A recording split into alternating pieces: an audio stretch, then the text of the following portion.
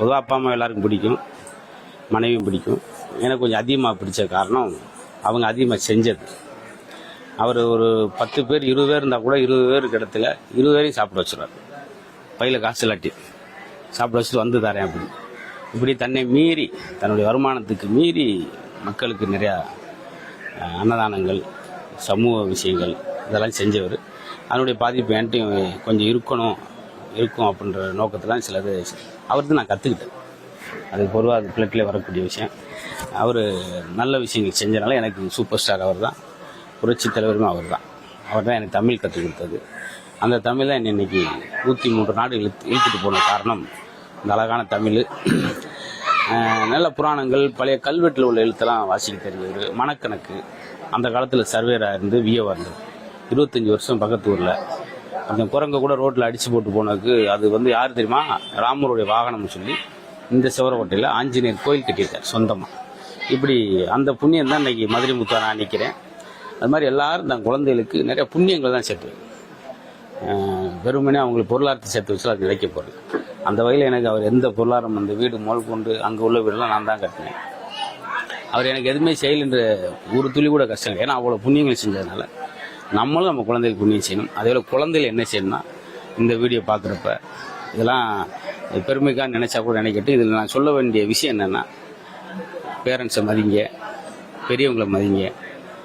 அவங்கள சும்மா விட்டுட்டு நீங்கள் இது கோயிலுக்குள்ளாக ஏறினாலும் ஒரு பிரயோசனம் கிடைக்க போகிறதில்ல. எத்தனை கோயில் ஏறி பாருங்க, அவங்க நிறைவு காலத்தில் மைண்ட் நல்லா இருக்கணும் அந்த ஒரு வார்த்தை சொல்லிட்டாங்கன்னா நீங்கள் காலம்புற நல்லா இருப்பீங்க. இப்போ எத்தனை கோயில் தானம் பண்ணாலும் நிற்காது. அதனால் இருக்க வரைக்கும் பெட்ரோல் இந்த மாதிரி கோயில் கட்ட தேவை. நான் கூட அப்படி கொஞ்சம் கஷ்டப்பட்டு கட்டி ஃபோட்டோ வைக்கலாம், ஃபோட்டோ வச்சு கும்பிட்டா கூட போதும், மரியாதை கொடுத்தா போதும். முடியலையா 3 நேரத்துக்கு 2 தடவை சாப்பாடு போடும். பேரண்ட்ஸ் மதிங்க, முன்னோர்களை மதிங்கன்றதான் இந்த கோயில் கட்டியதுலேருந்து நான் சொல்லக்கூடிய முக்கியமான நோக்கம். நீங்க அடிப்படையில் இந்த கிராமத்துல இருந்தா வந்தீங்க. வருங்காலங்களில் இந்த கிராமத்துக்கு உங்களுடைய செயல்பாடுகள் எப்படி எதிர்பார்க்கலாம்? நிறைய இந்த பள்ளிக்கூடத்துக்கு நிறைய செய்யணும்.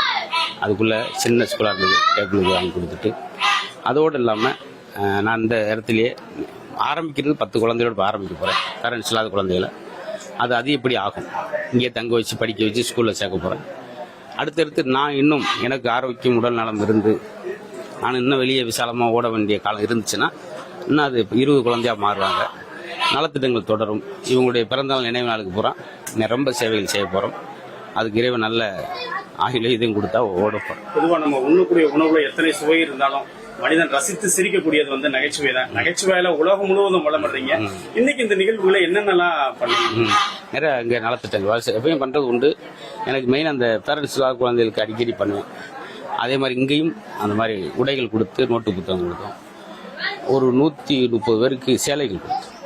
ஏன்னா 6 வருஷத்துக்கு ஒரு முறை புது சேலை கட்டுறால இந்த ஊரில் உண்டு.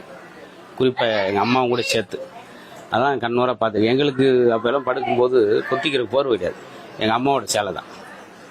இப்படித்தான் ஒரு 2-3 ட்ரெஸ்ஸை கட்டி அதான் தலாணி. என் கல் கூட அங்கே இருக்குது. அந்த கல் தான் நான் 1ஆவதுலேருந்து காலேஜ் வரைக்கும் படுத்தது. கட்டில் தான், மெத்தை தான், எல்லாமே ஒரு கருங்கல் தான் அந்த காலத்தில் எங்களுக்கு.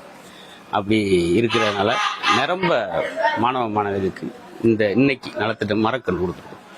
மோர் பந்தல், தண்ணீர் பந்தல், அன்னதானம் 2000 பேருக்கு அன்னதானம் இன்னும் போய்கிட்டு இருக்கு. எல்லாரும் முடிஞ்சாலும் செய்வோம்.